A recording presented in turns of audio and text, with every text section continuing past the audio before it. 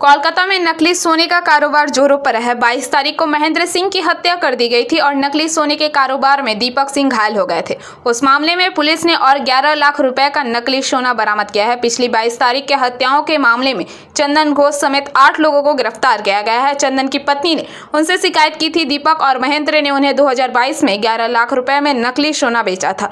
इस बीच पर्णश्री थाने की पुलिस ने नकली सोना बरामद कर लिया है और जांच कर रही है कि नकली सोने का यह कारोबार और कहां-कहां होता था और इस घटना में और कौन-कौन शामिल है।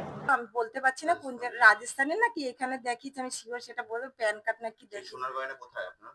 সে সোনার ইসে দিয়েছে, পুলিশের কাছে সব রেখে দিয়েছে। হ্যাঁ, কিন্তু এই গন্ডগোলের যে সূত্রপাত হলো কয়েকদিন আগে, আপনার স্বামী ইতিমধ্যে গ্রেফতার হয়েছে, সেটা কি থেকে হলো? এই সোনা থেকে? না এই সোনার থেকে হয়নি। সেইখানে হচ্ছে ওই কি বলে দোকান আছে না, প্রথমে একটা দোকানে ধরতে গেছিল, সব সমিতির লোকরা মিলে, সব সোনার দোকানরা মিলে ধরতে গেছিল। তখন সেখানে সেই দোকানে ধরতে পারেনি সব দোকানদাররা মিলে। তখন কি করেছে, কি যেন বলে, ওই যে শিবরামপুরে ওই যে কি দোকানটা, কুন্ড জুয়েলার্স না কি আছে, ওইখানে যে ওটা হয়েছে, ওইখানে কুন্ড জুয়েলার্সের ওই দোকানে গিয়ে ধরা পড়েছে দুটো চোর। আপনার স্বামী তো সোনার ব্যবসায়ী? হ্যাঁ, ওই সবাই সোনার ব্যবসায়ী।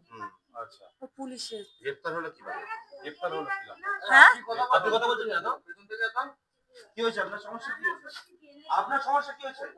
ঠিক আছে, স্বামীকেও তো গ্রেফতার করলো। আপনার স্বামী সোনার ব্যবসায়ী, তাহলে কি হয়েছিল? কেন মারধর করতে গেছিল কেন?